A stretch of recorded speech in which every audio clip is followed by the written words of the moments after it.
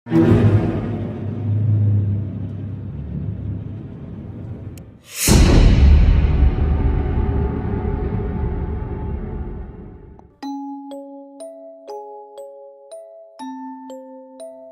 kuring Abdul.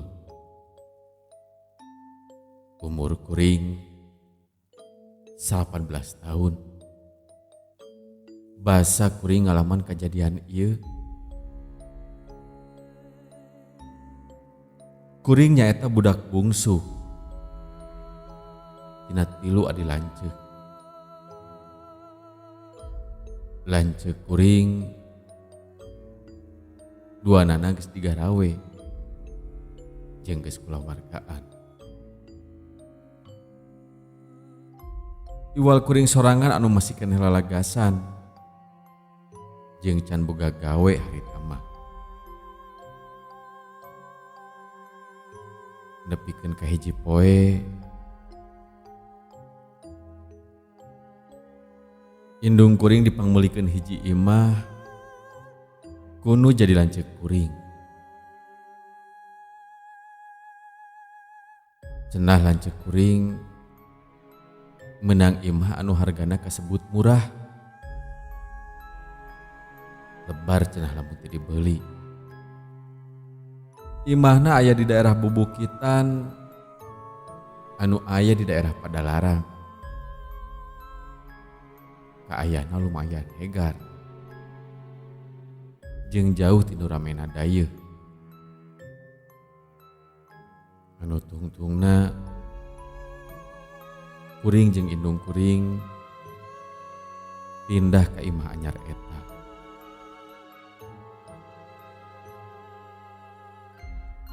Imahna lumayan ngeunaheun.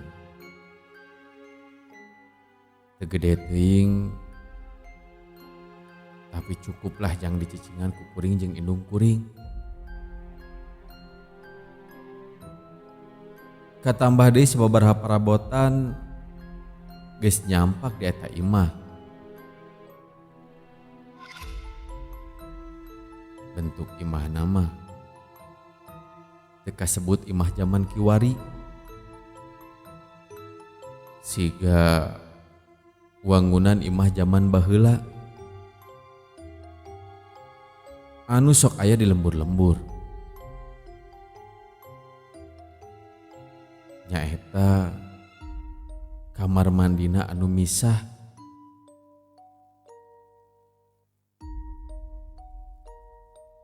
Ayana di palebah tukang deket jeung tangkal buah anu lumayan gede.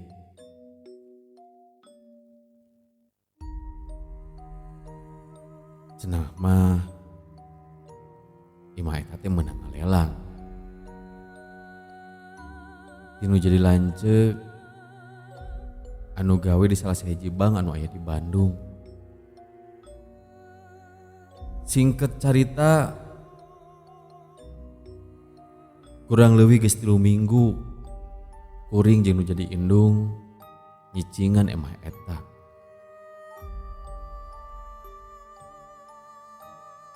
Sagala rupana kahirupan siga anu samistina. Tapi kuring jeung nu jadi indung masih kudu ngarumah cicing di eta imah. Ya maklum imah anyar nyicingan.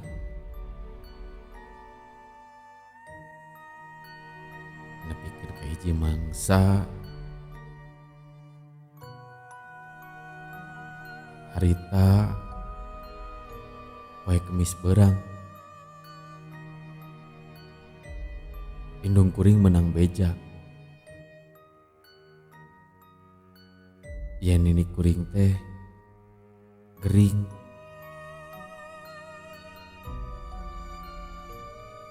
Nu akhirna indung kuring kudu ka imah nini jang ngabaturanana.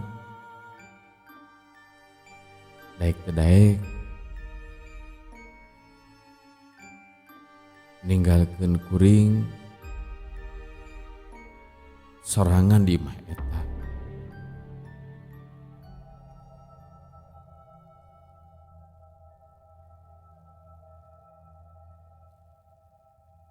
Sanggeus lohor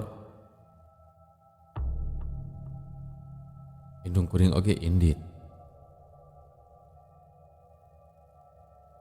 Lamun eueuh sasaha imah teh karasa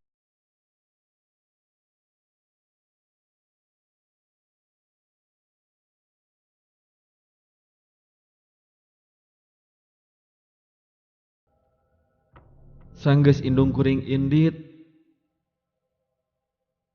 sapoe eta ngan ukur dipake sare ku kuring. Nepikeun ka jam 6 magrib kuring kahudangkeun.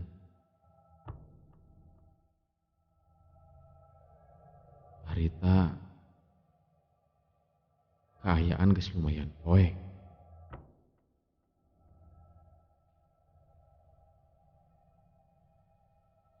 Kuring inget yen lampu can diharurungkeun. Geuwat harita keneh kuring ngahurungkeun kabeh lampu nu aya di imah. Sangkan caang teu poek teuing siga kuburan. Harita hawa karasa hareudang pisan. Padahal kaayaan geus asup wanci peuting.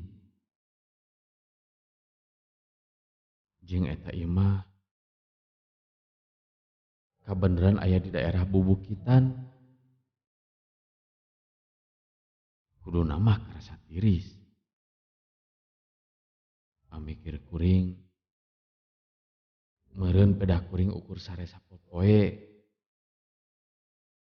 Jadi awak karasa hareudang. Kuring oge geuwat-geuwat nyokot anduk. Maksud rek mandi. Ngarah awak karasa seger deui. Kuring buru ka kamar cai anu aya di satukangeun imah.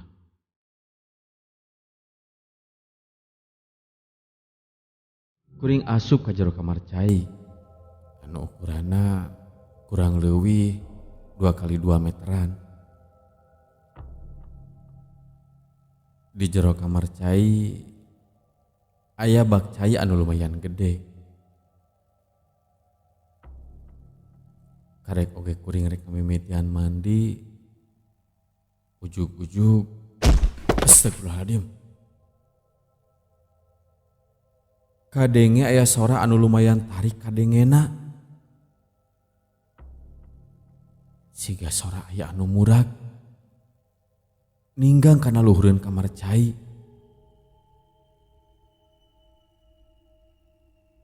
Kuring lumayan luas kadenge sora eta. Tapi harita pamikir kuring meureun eta sora buah anu lagrag dina tangkalna. Pas pisan muragna kana luhureun pisan kamar cai. Sanggeus kitu kuring oge nuluykeun mandi.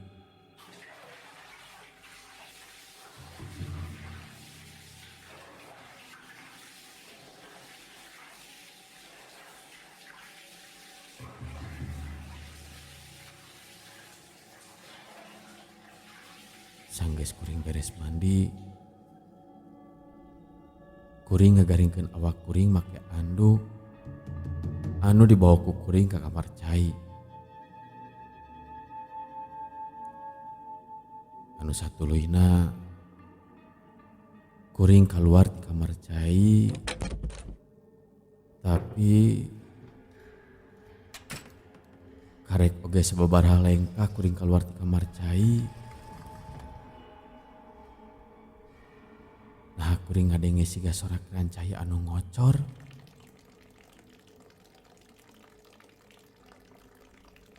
Ditelak-telak ku kuring nyawai eta sora keran ngocor di kamar cai anu aya di satukangeun kuring.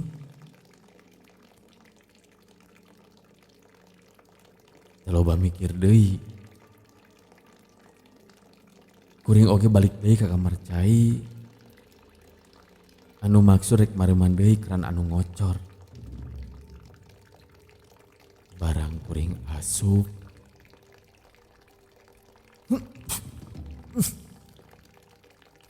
Kaambeuk ku kuring bau anu teu ngeunah.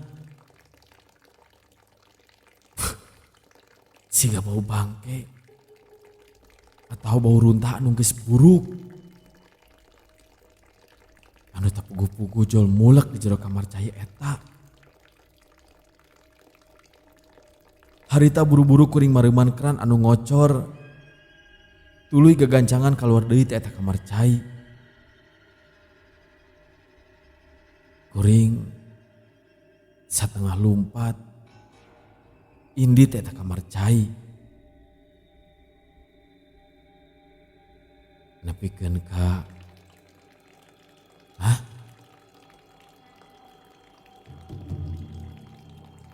kadenge ku kuring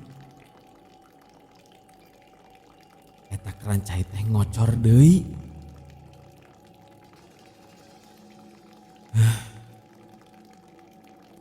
Nah kunaon eta keran teh ngocor deui. Nah ruksak itu rarasaan tadi teh asa geus pagi di pareuman.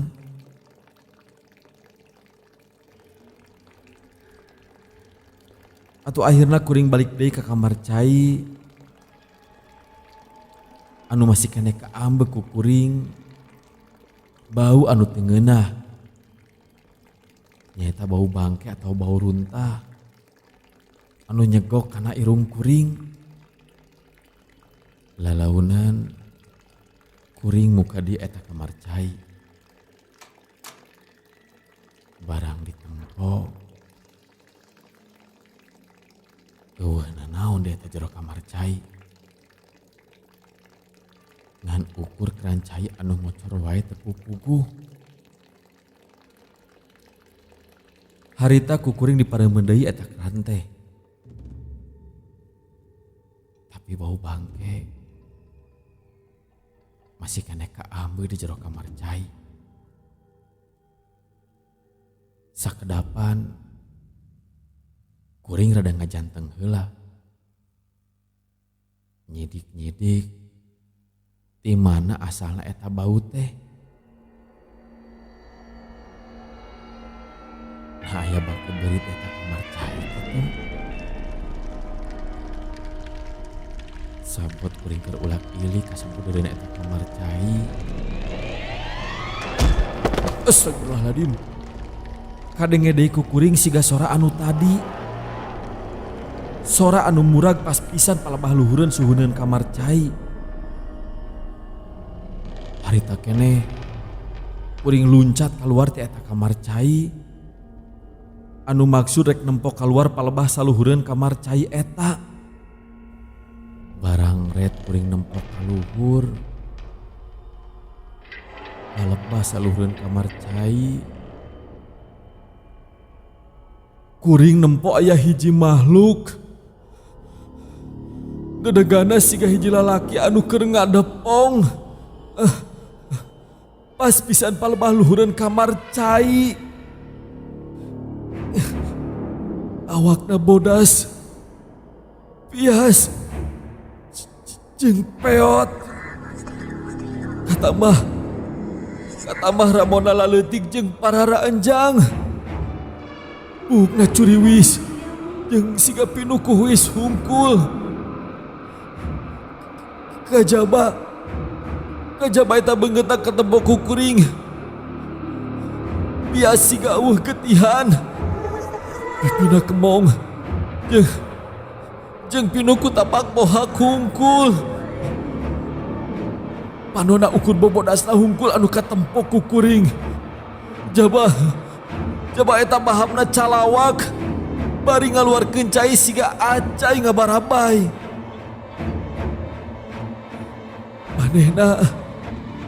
Manehna nying hareup ka kuring. Harita kuring ruas ka Cina. Harita kuring hayang buru-buru ini teh tempat tempatan. Tapi suku karasana siga anu dipasek. Hese pisan dilengkahkeun. Tuur kuring nyoroncod leuleus. Komo deui basa katempo ku kuring. Eta makhluk teh ngarayap siga rek nyampeurkeun ka kuring. Kuring harita keneh babacaan sabisa-bisa. Barisa tengah nggerowokan ka eta makhluk.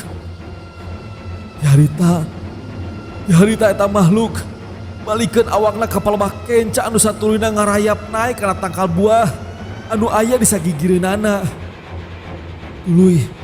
Tuluy manehna naik ka luhur. Nepikeun ka teu katempo deui ngaleungit. Ketutupan ku dangdaunan jeung dahan anu aya di tangkal eta. Nempo kayaan kitu, harita keneh kuring buru-buru lumpat asup ka jero imah. Bari satulina kuring ngonci panto ti jero. Bari pikiran kuring teu paroguh masih keneh mikiran. Makhluk naon atuh anu tadi teh? Nepikeun ka tepung si lila. Kadenge siga aya anu gegedor kana panto.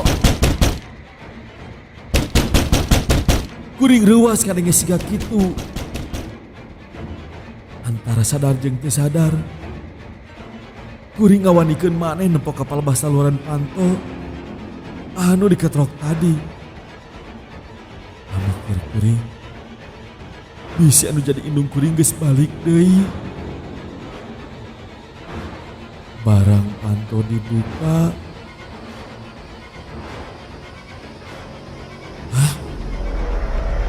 Jika sampak aya sasaha.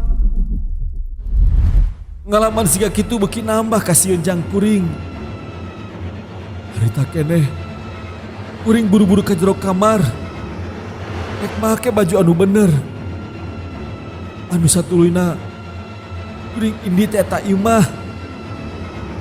Anu maksud rek nyusul indung kuring anu keur mondok di imah nini kuring anu aya di Ciberem.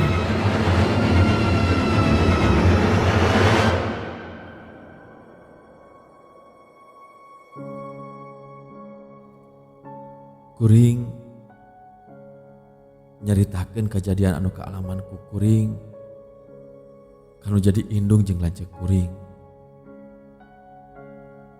Tapi maranehna eueuh anu percayaeun.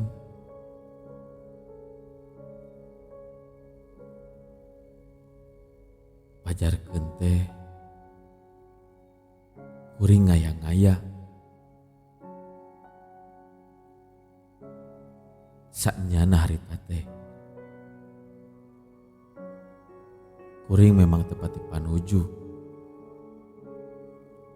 Lamun kuring jeung indung kuring pindah ka imah eta. Kusabab harita kuring masih kena resep ulin jeung resep ku kaayaan hirup di kota. Anu babari ka ditu ka dieu jeung loba tempat pangjugjugan.